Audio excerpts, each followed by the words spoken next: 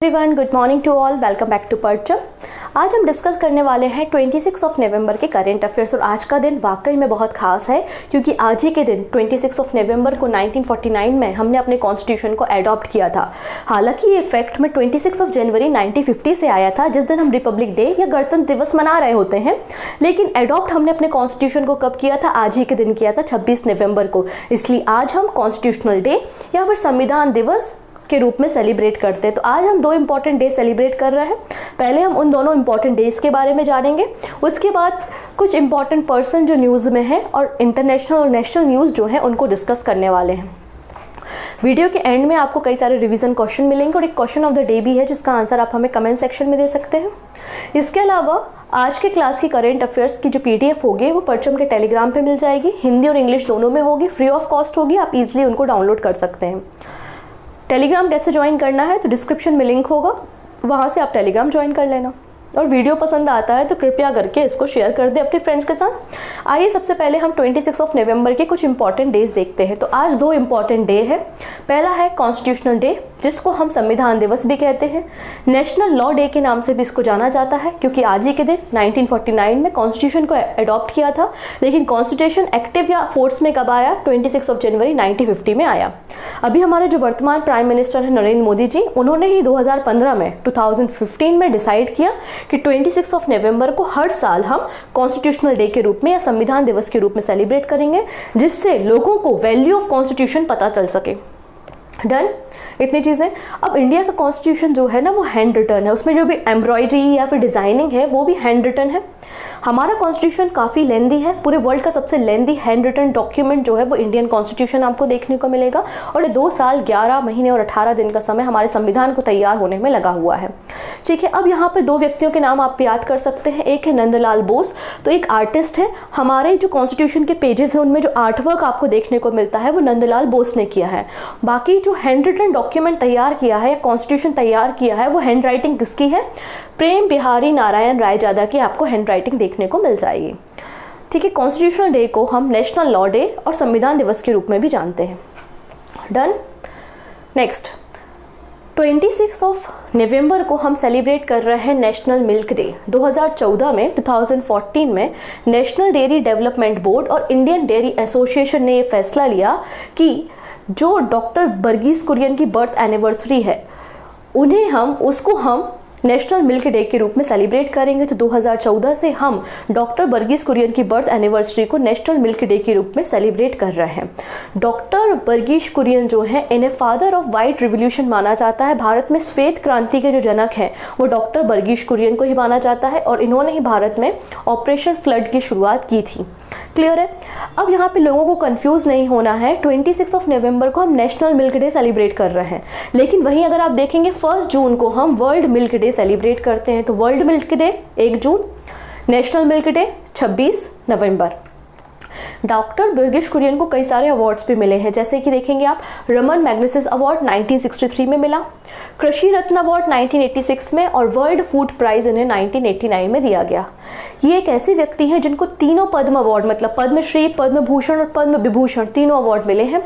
पद्मश्री मिला 1965 में, पद्म भूषण मिला 1966 में और पद्म विभूषण मिला है इन्हें 1999 में। इन्हें मिल्क मैन ऑफ इंडिया के नाम से जाना जाता है। तो ये कुछ एडिशनल इन्फॉर्मेशन थी about the doctor Verghese Kurien, आपको याद रखना है, बहुत इंपॉर्टेंट पर्सन है हमारे एग्जाम पॉइंट ऑफ व्यू से। क्लियर? अब कुछ और इम्पॉर्टेंट पर्सन्स के बारे में जानने से पहले एक छोटी सी इन्फॉर्मेशन है। हमने लॉन्च किया है SSC general awareness target 2024 batch आपके अपकमिंग सारे एग्जाम्स के लिए। अभी एसएससी जीडी का नोटिफिकेशन आउट हो चुका है, काफ़ी ज़्यादा वैकेंसीज़ हैं और जो लोग भी एलिजिबल हैं और डिफेंस सेक्टर में जाना चाहते हैं तो बिल्कुल एसएससी जीडी के फॉर्म भरना शुरू हो चुके हैं, आप उन फॉर्म को भर सकते हैं। क्लियर? तो जनरल अवेयरनेस की तैयारी करने के लिए ये कोर्स अवेलेबल है जिसमें polity, economy, history, science, geography, statics सारे टॉपिक को कवर कराया जाएगा। पीवाईक्यू के जरिए इसको कवर कराया गया है। रिकॉर्डेड वीडियोस है, आप कंप्लीट कोर्स भी ले सकते हैं और आप इंडिविजुअल कोर्सेज को भी ले सकते हैं। कोर्स कहाँ से लेना है? तो आपको परचम के एप्लीकेशन को ज्वाइन करना है, वहाँ से भी कोर्स परचेस कर सकते हैं। अदरवाइज डिस्क्रिप्शन में लिंक होगा, वहाँ से भी आप कोर्स को परचेस कर पाएंगे। डन? चलिए अब बात करेंगे कुछ और इम्पॉर्टेंट पर्सन जो न्यूज़ में है।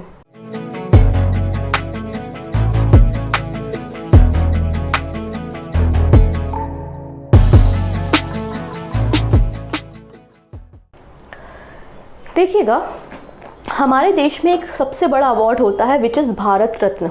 बोलते हैं ना, हमारे इंडिया का सबसे बड़ा जो सिविलियन अवार्ड या ऑनर है वो कौन सा है? भारत रत्न है। वैसे ही पाकिस्तान की अगर बात करें तो पाकिस्तान का जो सबसे बड़ा सिविलियन अवार्ड या ऑनर या नागरिक सम्मान है उसका नाम है निशान ए पाकिस्तान। निशान ए पाकिस्तान, जिसकी शुरुआत 1957 में हुई थी और पहली बार इन अवार्ड्स को 1959 में डिस्ट्रीब्यूट किया गया था। तो यहाँ पर ये जो पर्सन दिखाई दे रहे हैं ये दाऊदी बोरा कम्युनिटी के हेड है और ये चौथे भारतीय 4th नंबर के इंडियन बन रहे हैं जिन्हें निशान ए पाकिस्तान, जो कि हाईएस्ट सिविलियन अवार्ड है पाकिस्तान का, वो दिया जाएगा। ठीक है, Mumbai based Dawoodi Bora sect of Islam के ये हेड है जिनका नाम क्या है? सैयद मुफादल सैफुद्दीन, और इन्हें पाकिस्तान का हाईएस्ट सिविलियन अवार्ड निशान ए पाकिस्तान दिया जाएगा और ऐसा प्राप्त करने वाले 4th नंबर के इंडियन बन जाएंगे। फर्स्ट इंडियन थे मोरारजी देसाई। फर्स्ट इंडियन कौन थे? मोरारजी देसाई थे। इन्हें 1990 में ये अवार्ड दिया गया था जो कि पाकिस्तान का हाईएस्ट सिविलियन अवार्ड या नागरिक सम्मान है। इसके अलावा दिलीप कुमार जी हैं, 1998 में मिला था। और कश्मीर के एक लीडर हैं जिनका नाम है अली जिलानी, इनको 2020 में अवार्ड मिला था। इसके अलावा कुछ और भी व्यक्ति हैं जिनको ये अवार्ड दिया जा चुका है, जैसे अगर आप देखेंगे सी जिनपिंग रिपब्लिक ऑफ चाइना के हेड है जो। इसके अलावा नेल्सन मंडेला जो कि फॉर्मर प्रेसिडेंट साउथ अफ्रीका के रहे हैं, उनको भी अवार्ड दिया जा चुका है। अब इस अवार्ड की बात करते हैं तो इस अवार्ड की जो अनाउंसमेंट होती है वो 14 अगस्त को होती है, जिस दिन पाकिस्तान का इंडिपेंडेंस डे होता है।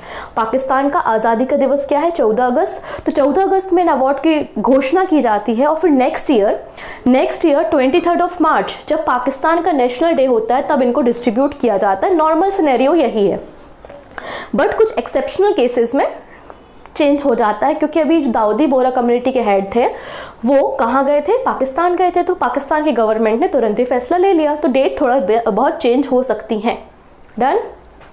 नेक्स्ट, मिनिस्ट्री ऑफ स्टील ने recently national metallurgist award 2022 distribute किए हैं। टोटल 5 लोगों को ये अवार्ड दिए गए हैं। तो क्वेश्चन क्या आएगा? देखिए, पीआईबी की न्यूज़ है, आपकी सुविधा के लिए कि कोई हल्ला ना करे इसलिए मैंने 5 साइंटिस्ट के नाम यहाँ पर लिख दिए हैं कि वो 5 व्यक्ति हैं जिनको अवार्ड दिया गया, लेकिन इन 5 व्यक्तियों के नाम नहीं पूछे जाएंगे। पहला क्वेश्चन तो यही पूछा जाएगा कि नेशनल मेटलर्जिस्ट अवार्ड किसके द्वारा दिया जाता है? तो मिनिस्ट्री ऑफ स्टील इस अवार्ड को डिस्ट्रीब्यूट करती है। Ministry of steel. इस साल कितने लोगों को, 2022 के लिए कितने लोगों को चुना गया है? तो 2022 के लिए 5 लोगों को ये अवार्ड दिया जाएगा, 5% को सिलेक्ट किया गया है। और क्वेश्चन आएगा कि नेशनल मेटलर्जिस्ट अवार्ड किसे दिया गया है? तो आंसर हो जाएगा डॉक्टर देवाशीष भट्टाचार्य। डॉक्टर देवाशीष भट्टाचार्य को नेशनल मेटलर्जिस्ट अवार्ड दिया गया है। इसके अलावा कुछ और नाम है, मैं पढ़ देती हूँ आपके लिए। डॉक्टर निलॉय कुंदू, इन्हें यंग मेटलर्जिस्ट अवार्ड दिया गया है एनवायरनमेंट में। डॉक्टर कमाची मुदाली उथांडी, इनको लाइफ टाइम अचीवमेंट अवार्ड दिया गया है। Doctor Rameshwar Shah, R&D in iron and steel sector दिया गया है। वहीं एगिलियन मुथु मनिकम, इन्हें यंग मेटलर्जिस्ट अवार्ड दिया गया है। तो आपको बस ऊपर की जो बातें मैंने आपको कही हैं वो आपको याद रखनी है, ठीक है। लेकिन ये जो व्यक्ति हैं ये बहुत इंपॉर्टेंट है, VVIP व्यक्ति हैं। इनका नाम आपको आने वाले किसी पेपर में डेफिनेटली मिलने वाला है और इनका नाम है अनीश शाह। कौन है ये? ये फिक्की के नए प्रेसिडेंट बनने वाले हैं नेक्स्ट मंथ से, ठीक है। महिंद्रा ग्रुप के CEO हैं अनीश शाह और ये फिक्की की प्रेसिडेंसी को होल्ड करेंगे नेक्स्ट मंथ से। ये फैसला federation of Indian chamber of commerce and industry के द्वारा लिया गया है, जो कि कंट्री की ओल्डेस्ट एंड लार्जेस्ट इंडस्ट्री है, और इनके द्वारा अनीश शाह को प्रेसिडेंट इलेक्ट किया गया है। अभी कौन है? अभी ये सीनियर वाइस प्रेसिडेंट है और ये किसे सक्सीड करने वाले हैं? तो शुभ्रकांत पांडा जो कि फिक्की के अभी प्रेसिडेंट हैं, इनको सक्सीड करेंगे अनीश शाह, और अनीश शाह जो है वो नेक्स्ट मंथ से फिक्की के प्रेसिडेंट बन जाएंगे। फिक्की एक non governmental not for profit organisation है और इसकी फॉर्मेशन 1927 में हुई थी। न्यू दिल्ली में आपको हेड ऑफिस मिल जाएगा। डन। नेक्स्ट, अगले पर्सन जो न्यूज़ में, उनका नाम है जस्टिस विवेक चौधरी। ये है जस्टिस विवेक चौधरी और इन्हें पटना हाई कोर्ट का नया जज बनाया गया है। किसी भी हाई कोर्ट के जो जज बनाए जाते हैं तो उनकी जो ओथ होती है वो गवर्नर के द्वारा दिलाई जाती है। तो बिहार के जो गवर्नर है उनका नाम है राजेंद्र अर्लेकर और राजेंद्र अर्लेकर ने इन्हें शपथ ग्रहण कराई है और पटना हाई कोर्ट के नए जज बन गए हैं। कौन? जस्टिस विवेक चौधरी। ठीक है, राजभवन में शपथ समारोह किया गया और इसके पहले कलकत्ता हाई कोर्ट के जज के रूप में काम कर रहे थे। डन। अब इसको लिखेंगे एसएससी जीडी वाले स्पेशल तौर पे आपके पेपर में ये क्वेश्चन छपेगा। ठीक है, हम बात कर रहे हैं एक्सरसाइज सूर्य किरण के बारे में। तो एक्सरसाइज सूर्य किरण का 17th एडिशन हो रहा है। ये एक्सरसाइज जो है वो एनुअल एक्सरसाइज है, रोटेशन बेसिस पे इंडिया और नेपाल के बीच में होती है। इंडिया और नेपाल की मिलिट्री के बीच में होने वाली ज्वाइंट एक्सरसाइज का नाम है सूर्य किरण, जिसका ये 17th एडिशन हो रहा है। कहाँ पर? पिथौरागढ़ उत्तराखंड में। पिथौरागढ़ उत्तराखंड में एक एडिशन हो रहा है और कुमायूं रेजिमेंट, हमारा जो बटालियन है कुमायूं रेजिमेंट का, वो यहाँ पे पार्टिसिपेट कर रहा है। 24 नवंबर से 7 दिसंबर तक एक्सरसाइज होनी है। ठीक है, नेक्स्ट बात करते हैं international sugar organisation, very important. Recently 63rd नंबर की इंटरनेशनल शुगर ऑर्गेनाइजेशन की मीटिंग हुई। इंटरनेशनल शुगर ऑर्गेनाइजेशन का जो हेडक्वार्टर है वो कहाँ पर है? लंदन में है। ठीक है, इनकी मीटिंग होती है 63rd नंबर की मीटिंग और इस मीटिंग में फैसला लिया जाता है कि अगले साल इंटरनेशनल शुगर ऑर्गेनाइजेशन की जो कॉन्फ्रेंस होगी उसे होस्ट या उसको चेयर कौन करेगा? उसको चेयर करेगा भारत। उसको चेयर कौन करेगा? भारत या इंडिया उसको क्या करेगा? चेयर करेगा। ये फैसला लिया गया है 2024 के लिए। डन। तो India name the chair of international sugar organisation for 2024। तो रिसेंटली इंटरनेशनल शुगर ऑर्गेनाइजेशन की जो 63rd नंबर की काउंसिल मीटिंग हुई थी, लंदन में हुई थी, वहाँ पर ये फैसला लिया हुआ है कि आने वाली जो मीटिंग होगी उसको ऑर्गेनाइज या उसका जो चेयरमैन होगा वो इंडिया होगा। और यहाँ पे जो 63 नंबर की काउंसिल मीटिंग हुई थी उसमें इंडिया की तरफ से रिप्रेजेंट किया था फूड सेक्रेटरी संजीव चोपड़ा ने। अब जो बातें कह रही हूँ वो सुनिएगा। ये बात तो पता है आपको भी कि भारत के लोगों को मीठा बहुत पसंद है। हर एक त्यौहार में बहुत सारा मीठा बनता है हमारे देश में। तो इंडिया जो है वो शुगर कंज्यूमिंग के मामले में लार्जेस्ट है, मतलब फर्स्ट नंबर पे आता है। तो लार्जेस्ट है कंज्यूमर इंडिया में, शुगर का कंज्यूम सबसे ज़्यादा या कंजप्शन सबसे ज़्यादा कहाँ पर है? तो आंसर हो जाएगा इंडिया में है। वही सेकेंड लार्जेस्ट प्रोड्यूसर भी इंडिया है शुगर का इन द वर्ल्ड। तो कंज्यूम करने के मामले में भारत फर्स्ट नंबर पे है और प्रोडक्शन के मामले में इंडिया शुगर प्रोडक्शन के मामले में सेकेंड नंबर पे है। इंडिया पूरे वर्ल्ड का 15% शुगर जो है कंज्यूम करता है, वहीं 20% शुगर जो है वो प्रोड्यूस करता है। तो इंडिया पूरे वर्ल्ड का या ग्लोबल प्रोडक्शन का कितना परसेंट शुगर प्रोड्यूस करता है? तो आंसर है 20%। और सेकेंड लार्जेस्ट प्रोड्यूसर कौन है? इंडिया है। और सबसे बड़ा कंज्यूमर भी कौन है? इंडिया है। वहीं अगर हम बात करें पूरे आपके ईस्टर्न हेमिस्फीयर में, तो ईस्टर्न हेमिस्फीयर में सबसे बड़ा प्रोड्यूसर कौन है? इंडिया है। वहीं अगर वेस्टर्न हेमिस्फीयर में देखें तो सबसे बड़ा प्रोड्यूसर कौन है? ब्राज़ील है। अगर स्टेट की बात करते हैं तो सबसे ज़्यादा जो शुगर केन मतलब गन्ना, शुगर केन का जो प्रोडक्शन सबसे ज़्यादा होता है वो कहाँ होता है? उत्तर प्रदेश में। उसके बाद महाराष्ट्र और महाराष्ट्र का पड़ोसी कर्नाटक। डन। अब बात करेंगे इंटरनेशनल शुगर ऑर्गेनाइजेशन। इसका हेडक्वार्टर लंदन में मिल जाएगा। 90 मेंबर कंट्रीज़ हैं यहाँ पर और 1968 में इस बॉडी का फॉर्मेशन किया गया था। इनका मकसद क्या है? बेसिकली शुगर की प्रोडक्शन, डिस्ट्रीब्यूशन और ग्लोबल लेवल पे नज़र रखना इसका मकसद है। अगली कहानी समझने से पहले थोड़ी सी मेरी बातें सुननी पड़ेंगी आपको। ठीक है, मैं बात कर रही हूँ अबाउट द PIDF स्कीम के बारे में। इसका फुल फॉर्म एग्जाम में पूछ लिया तो क्या लिखोगे आप? PIDF, payment infrastructure development fund scheme. PIDF का फुल फॉर्म है। इसे जनवरी 2021 में RBI, reserve bank of India के द्वारा लॉन्च किया गया था for the period of 3 years. अभी इसे 2 इयर्स के लिए एक्सटेंड कर दिया गया और अभी दिसंबर 2025 तक के लिए हो गई है। क्या समझा आपने कि RBI ने 2021 में PIDF स्कीम को लॉन्च किया था, जिसका पूरा नाम payment infrastructure development fund scheme है, जिसको अभी 2 सालों के लिए बढ़ा दिया गया है। अब ये स्कीम दिसंबर 2025 तक रहेगी। RBI की स्कीम है। क्या है ये स्कीम? तो बेसिकली देखिए, हमारे देश में जो भी गवर्नमेंट स्कीम वगैरह जब आती हैं तो हमारे जो बेनिफिशरीज होते हैं हम उनको डायरेक्ट बेनिफिट ट्रांसफ़र या उनके अकाउंट में पैसे भेजते हैं। अकाउंट में पैसे भेजने के लिए आपके पास एक वेल डेवलप जो है इंफ्रास्ट्रक्चर होना चाहिए। आपके पास उन बैंकिंग पार्टनर के साथ, आपका मतलब बैंकिंग जो ऑर्गेनाइजेशन उनके साथ पार्टनरशिप होनी चाहिए, प्रॉपर इंफ्रास्ट्रक्चर होना चाहिए, इंटरनेट कनेक्टिविटी होनी चाहिए। तभी तो आप, जब आपके पास प्रॉपर इंफ्रास्ट्रक्चर होगा तभी तो आप डायरेक्ट पैसे भेज पाएंगे। सिंपल सी बात है। इस इंफ्रास्ट्रक्चर को तैयार करने के लिए लगता है पैसा, और वो फंड कौन देगा? आरबीआई देगा। तो increasing the number of payment acceptance devices multifold in the country, ये FIDF का मकसद है। इसके लिए जो फंड देता है वो आरबीआई देता है, और डिफरेंट जो नेटवर्किंग अथॉरिटीज़ है, बैंकिंग अथॉरिटी है, उनके साथ कंसल्ट करता है। और जो मैक्सिमम हमारा फोकस एरिया है वो north eastern state of India है। हमने इसे जो पायलट बेसिस पे लॉन्च किया था वो जम्मू एंड कश्मीर एंड लद्दाख को फोकस एरिया बनाते हुए किया था। क्लियर हो गई थी चीज़ें? चलिए वापस अपनी न्यूज़ पे आते हैं। RBI includes PM Vishwakarma under PIDF scheme. तो आरबीआई मतलब रिजर्व बैंक ऑफ इंडिया ने रिसेंटली जो पेमेंट इंफ्रास्ट्रक्चर डेवलपमेंट फंड है उसको एक्सपांड किया है और इसके अंदर शामिल कर लिया है PM विश्वकर्मा योजना को। इसके अलावा PIDF को भी 2 सालों के लिए एक्सपांड कर दिया है, बढ़ा दिया है दिसंबर 31, 2025 के लिए। सो PIDF तो देख लिया, अब PM विश्वकर्मा स्कीम पर चर्चा कर लेते हैं। रिसेंटली कुछ समय पहले 17 सितंबर 2023 को सेंट्रल गवर्नमेंट के द्वारा एक सेंट्रल सेक्टर स्कीम को लॉन्च किया गया था जिसका नाम था PM विश्वकर्मा स्कीम, जिसके लिए 13,000 करोड़ रुपए बजट भी रखा था।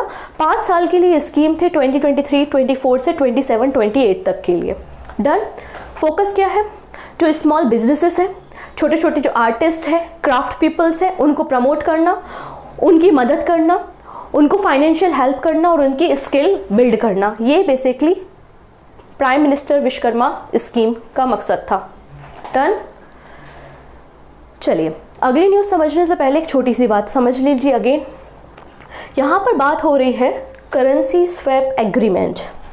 करेंसी स्वैप एग्रीमेंट क्या होता है कि 2 देश आपस में लोकल करेंसी एक दूसरे को देते हैं, एज अ लोन देते हैं, चाहे वो ट्रेडिंग पर्पस से हो या आपका कह सकते हैं इंफ्रास्ट्रक्चर को डेवलप करने की बात हो। तीसरी करेंसी का कोई इन्वॉल्वमेंट नहीं होता।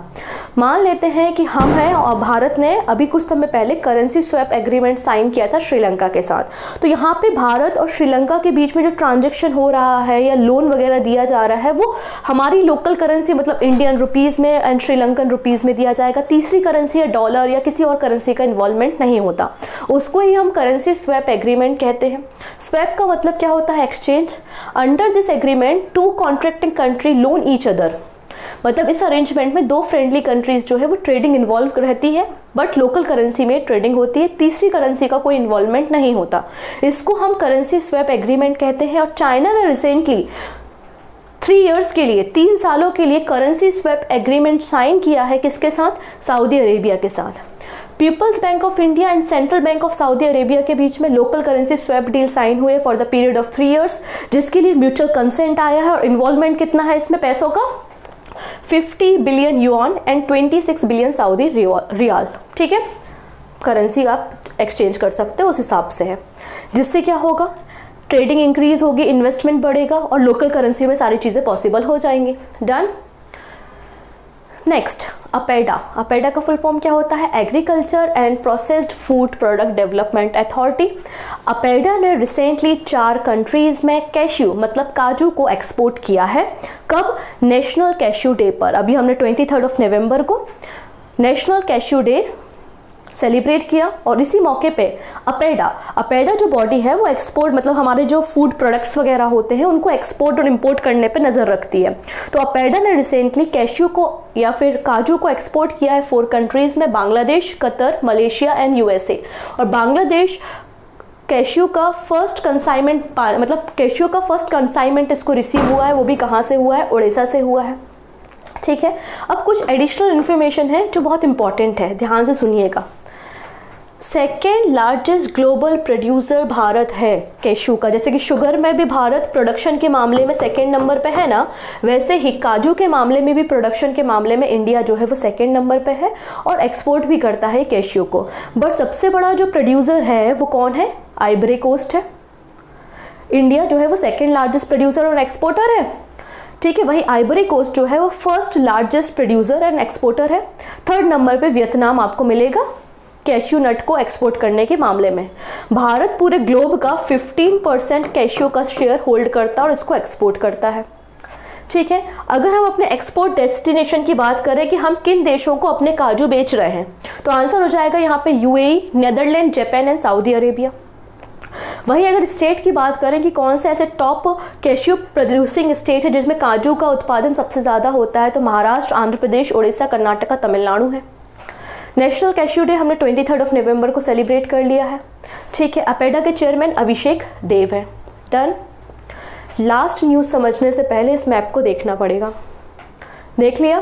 क्या देखा, क्या समझ में आया?